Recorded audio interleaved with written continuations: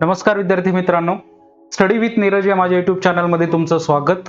आज आपण अपूर्णांकाचा भाग 3 पाहणार आहोत.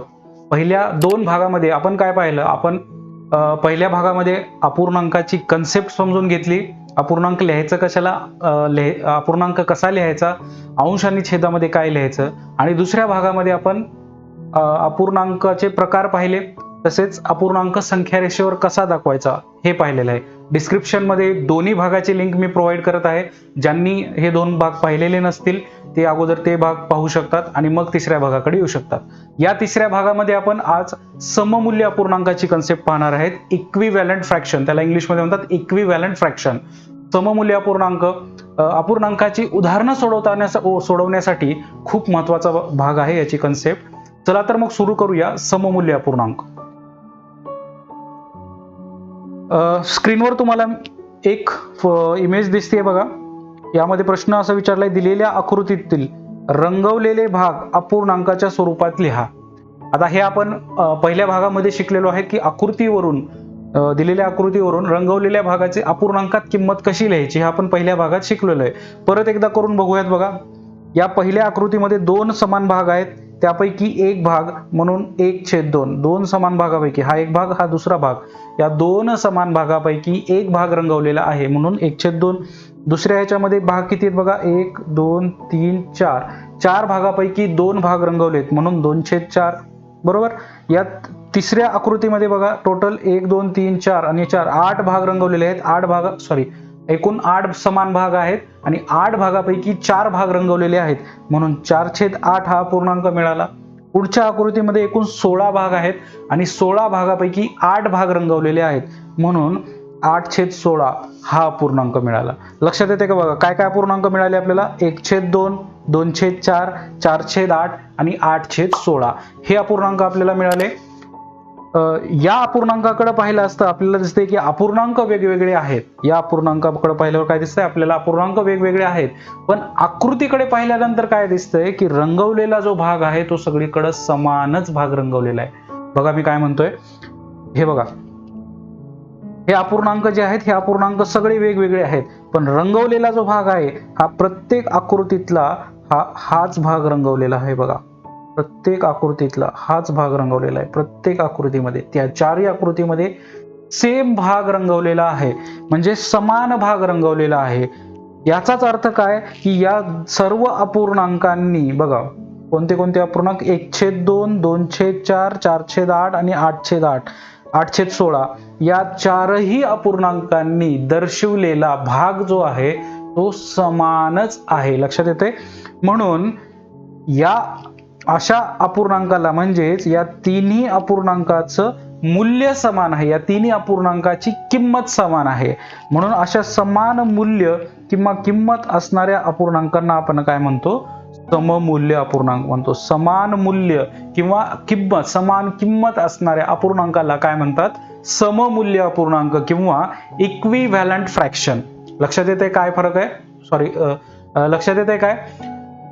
समान किंमत असणाऱ्या अपूर्णांकांना सममूल्य अपूर्णांक असं म्हणतात. अजून एक उदाहरण पाहूया आपण, म्हणजे अजून थोडं लक्षात येईल. बघा, हे दुसरं उदाहरण आहे. या उदाहरणामध्ये सुद्धा जर आकृतीवरून आपण अपूर्णांक काढले, कुठला रंगवलेल्या भागाची किंमत काढली अपूर्णांकाच्या साहाय्यानं, तर काय दिसतंय बघा. पहिल्या आकृतीमध्ये 1/4 मिळाला, 4 समान भागापैकी एक भाग. दुसऱ्या आकृतीमध्ये 8 समान भागापैकी 2 भाग. तिसऱ्या आकृतीमध्ये 16 समान भागापैकी 4 भाग. बरोबर. तर या तीनही अपूर्णांकानं दर्शवलेला जो भाग आहे तो सगळीकडे समानच आहे. बघा, इथं पण एवढाच भाग रंगवलाय, इथं सुद्धा एवढाच भाग रंगवलाय, इथं सुद्धा एवढाच भाग रंगवलेला आहे. याचाच अर्थ असा की हे तीनही अपूर्णांक समान किंमतीचे आहेत, समान मूल्य दर्शवतात, समान भाग दर्शवतात. म्हणून या अपूर्णांकांना, या फ्रॅक्शन्सना सममूल्य अपूर्णांक किंवा इक्विव्हॅलंट फ्रॅक्शन असं म्हटलं जातं. लक्षात येते काय? सममूल्य अपूर्णांक, समान मूल्य असणारे अपूर्णांक किंवा दर्शवणारे अपूर्णांक, त्याला काय म्हणतो आपण? सममूल्य अपूर्णांक. बघा, आता हे सममूल्य अपूर्णांक आपल्याला तयार सुद्धा करता येतात. कसं तयार करायचे बघा? सममूल्य अपूर्णांक तयार करणे, दिलेल्या अपूर्णांकाच्या, बघा आता एक एक ओळ आपण घेऊया. सममूल्य अपूर्णांक तयार करणे, दिलेल्या अपूर्णांकाच्या अंश आणि छेदाला एक उदाहरण घेऊया आपण इथलंच 3/4. 3/4 हे आपण उदाहरण घेतलेलं आहे. अंश दिलेल्या अपूर्णांकाच्या अंश आणि छेदाला, पुढचा पॉइंट काय बघा, एका शून्येतर समान संख्येने गुणले अथवा भागले असता. महत्वाचा पॉइंट आहे बघा, एका शून्येतर संख्येने गुणले अथवा भागले असता. म्हणजे शून्येतर कुठलीही संख्या घ्या, म्हणजे शून्य नकोय आपल्याला, शून्य नसलेली कुठलीही संख्या घ्या. समजा इथं आपण जसं घेतलंय तसं आपण इथं 5 न गुणाकार गुणूया. गुणिले 5, अंशाला पण 5 ने गुणलं, छेदाला पण 5 ने गुणलं. लक्षात येते, अंशाला पण 5 ने गुणलं, छेदाला पण 5 ने गुणलं. मिळणारा जो अपूर्णांक असतो नवीन, बघा नवीन अपूर्णांक कुठला मिळाला आपल्याला, नवीन अपूर्णांक मिळाला 15/20. हा आपल्याला नवीन अपूर्णांक मिळाला. तो मिळणारा हा अपूर्णांक हा मूळ अपूर्णांकाचा सममूल्य अपूर्णांक असतो. 5 नेच का गुणलंय मी, तुम्ही कुठल्याही संख्येने गुणू शकता. फक्त कंडिशन काय आहे बघा, अंशाला ज्या संख्येने गुणणार आहात त्याच संख्येने छेदाला गुणायचं, किंवा छेदाला ज्या संख्येने गुणणार आहे त्याच संख्येने अंशाला. अंश आणि छेदाला एका समान शून्येतर संख्येने गुणले असता किंवा भागले असता आपण भागाकार करून सुद्धा लिहू शकतो. त्याचं हे उदाहरण आपण घेऊया. पण हे बघा गुणाकारात आहे, याला 3/4 ला आपण अंशाला पण 5 ने गुणलं, छेदाला पण 5 ने गुणलो. नवीन मिळणारा अपूर्णांक याला पण आपण करू शकतो बघा. आता 15/20 हा अपूर्णांक मिळालाय, मी याला 3 ने गुणतो वरती, अंशाला 3 ने गुणलं, छेदाला 3 ने गुणलं, किती येणार, 15 × 45. 45/60. 45/60 हा जो अपूर्णांक मिळालाय आपल्याला परत, हा एक सममूल्य अपूर्णांक आहे. हा या अपूर्णांकाचा सुद्धा सममूल्य अपूर्णांक आहे आणि या अपूर्णांकाचा सुद्धा सममूल्य अपूर्णांक आहे. कसं काय बघा, 3/4 चा सममूल्य अपूर्णांक कसं काय बघा, 45/15. मी दोन्हीला जर 15 ने भागलं तर आपल्याला कुठला अपूर्णांक मिळतो बघा, दोन्ही अंशाला पण 15 ने भागलं, छेदाला पण 15 ने भागलं तर आपल्याला कुठला अपूर्णांक मिळतो, 45/5 म्हणजे 3 आणि 60/5 म्हणजे 4. परत आपण पहिल्या अपूर्णांकावर आलो. म्हणजे कुठल्याही एका समान संख्येने जर अंशाला आणि छेदाला गुणलं किंवा भागलं तर अपूर्णांकाची किंमत बदलत नाही, हे लक्षात ठेवा. उदाहरणं सोडवताना आपल्याला अपूर्णांकाची ही खूप महत्वाची कन्सेप्ट आहे. अंश आणि छेदाला जर एका कुठल्याही समान संख्येने जर आपण गुणणार असाल तर त्यावेळेस अपूर्णांकाची किंमत बदलत नाही, अपूर्णांकाची किंमत बदलत नाही. किंवा जेव्हा अंश आणि छेदाला एका समान संख्येने आपण गुणतो, कारण का बदलत नाही, कारण तो मिळणारा अपूर्णांक हा सममूल्य अपूर्णांक असतो. लक्षात येते, तो मिळणारा अपूर्णांक हा सममूल्य अपूर्णांक असतो.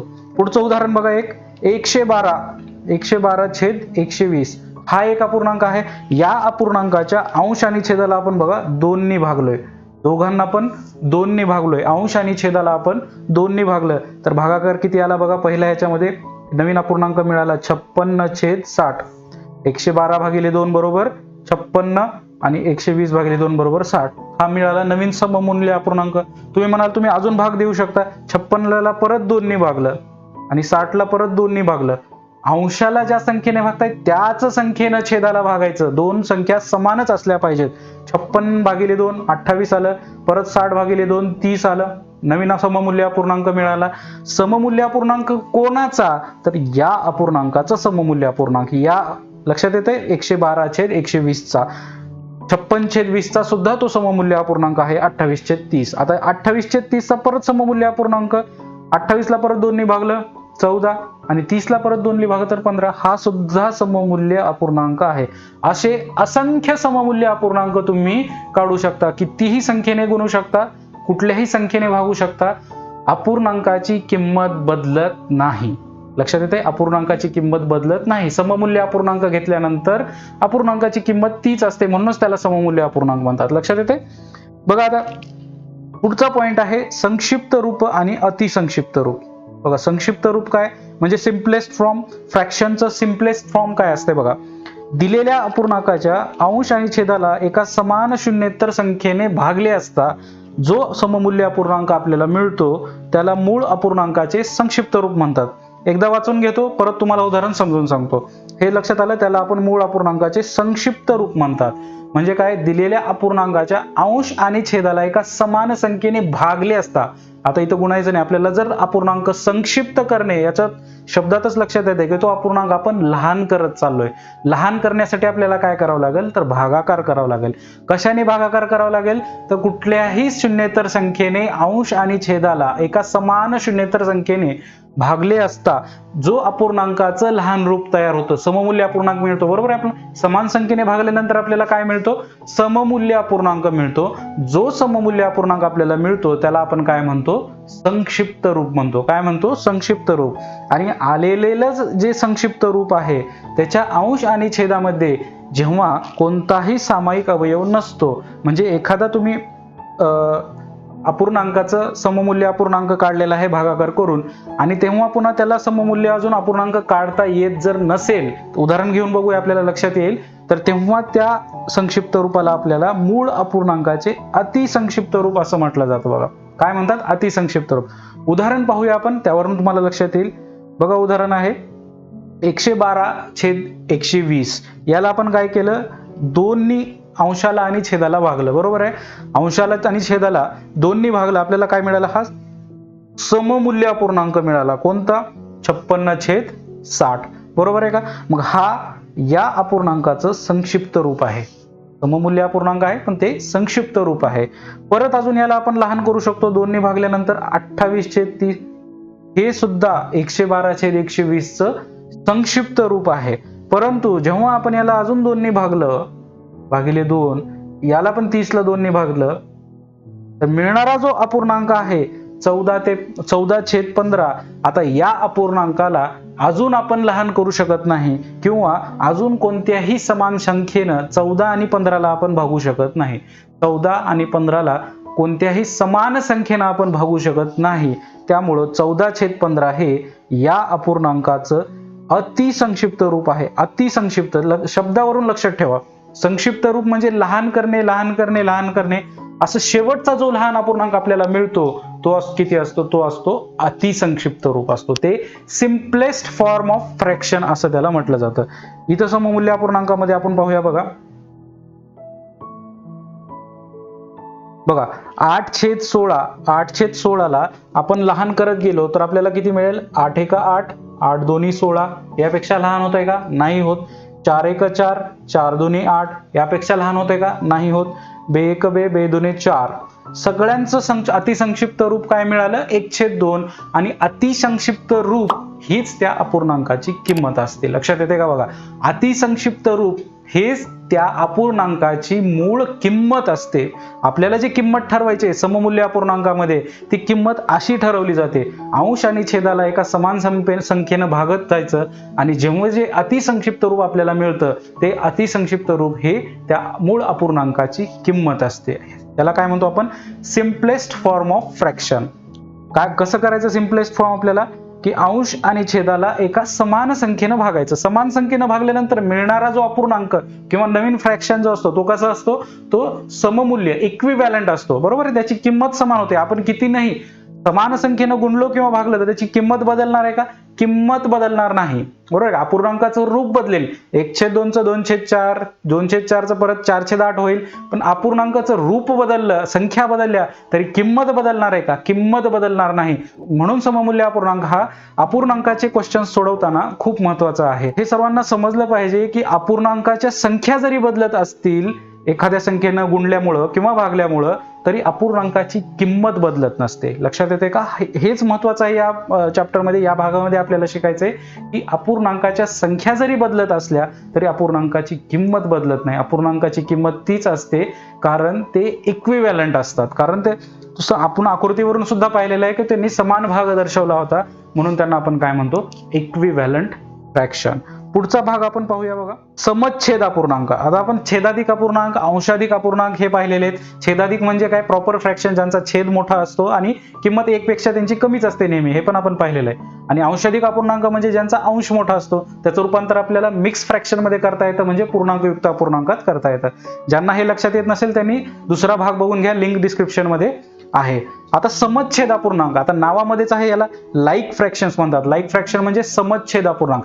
ज्या दोन अपूर्णांकांचे छेद समान असतात, दोन किंवा दोनपेक्षा अधिक अपूर्णांकाचे छेद समान असतात त्या अपूर्णांकांना समछेद अपूर्णांक म्हणतात. सिंपल आहे.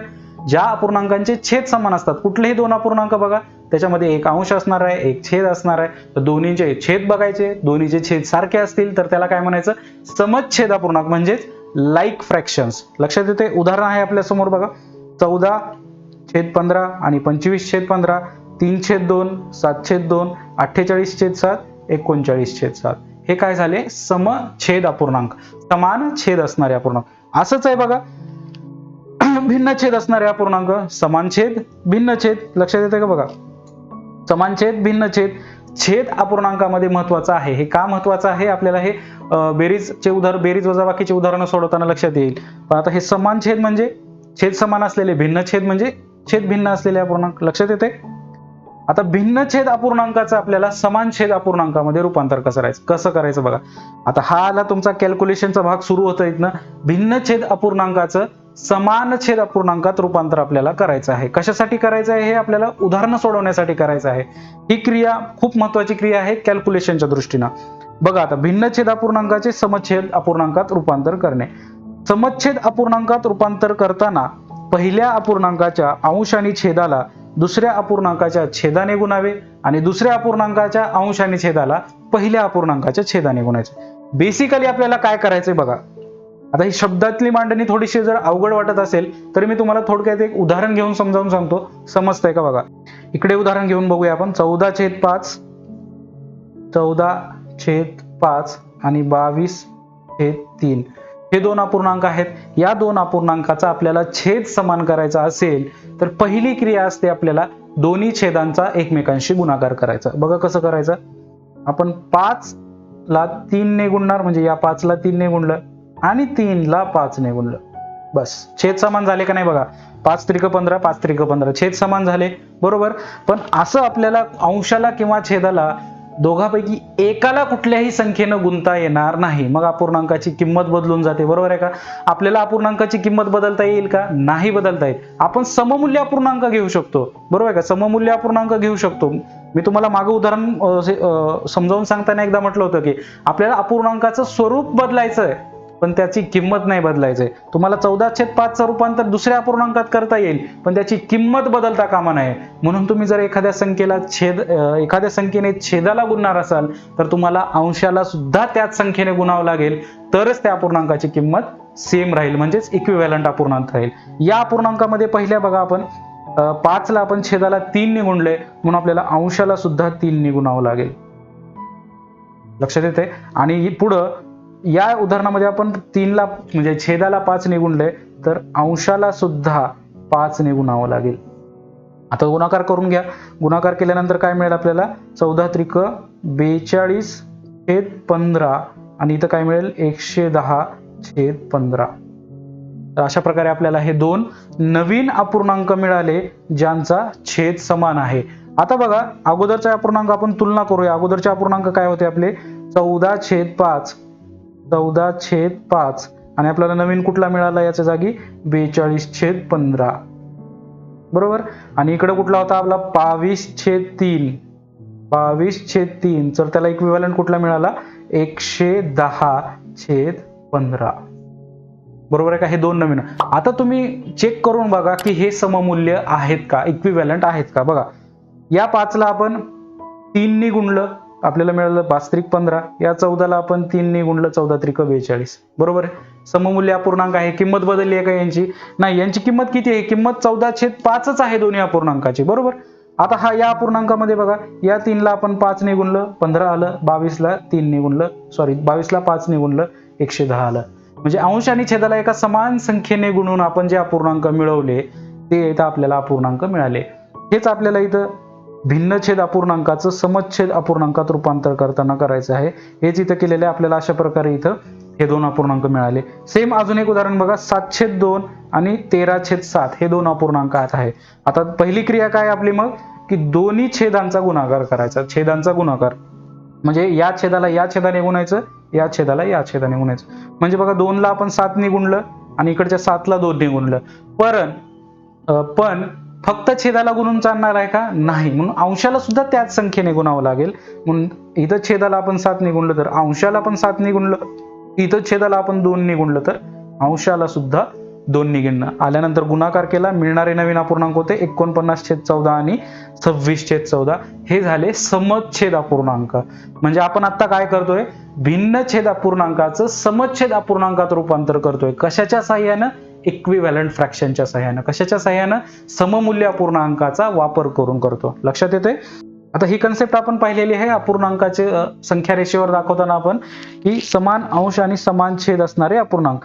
आता या आकृतीमध्ये बघा 1 2 3 4 टोटल समान भाग आहेत आणि 4च्या 4 भाग घेतलेले आहेत, म्हणजे 4 पैकी 4 भाग, म्हणजेच संपूर्ण 1 भाग घेतलेला आहे. याचाच अर्थ काय? ज्या अपूर्णांकाचे अंश आणि छेद समान असतात त्या अपूर्णांकाची किंमत 1 असते. आता किंमतीवर आलोय आपण. किंमत कशी काढतो आपण? या दोघांना भाग जाणारी समान संख्या, याला 4 ने भागलं, याला पण 4 ने भागलं, बरोबर. 1/1 म्हणजेच 1. म्हणजे समान अंश आणि समान छेद असणाऱ्या अपूर्णांकाची किंमत ही 1 असते. हे झालं सममूल्य अपूर्णांक. बेसिक कन्सेप्ट आपण पाहिली त्याची. त्यानंतर समच्छेद अपूर्णांक आणि भिन्नछेद अपूर्णांक, म्हणजे सममूल्य अपूर्णांकाचा वापर करून आपल्याला भिन्नछेद अपूर्णांकाचं समच्छेद अपूर्णांकात कसं रूपांतर करता येईल हे आपण या भागात पाहिलं. सममूल्य अपूर्णांक अतिशय महत्वाचा आहे टॉपिक हा. समजला असेल तर व्हिडिओ लाईक करा, शेअर करा, चॅनलला सबस्क्राईब करा. पुढच्या भागामध्ये आपण अपूर्णांकाचा लहान मोठेपणा आणि त्यापुढील अपूर्णांकाच्या क्रिया पाहणार आहोत. धन्यवाद.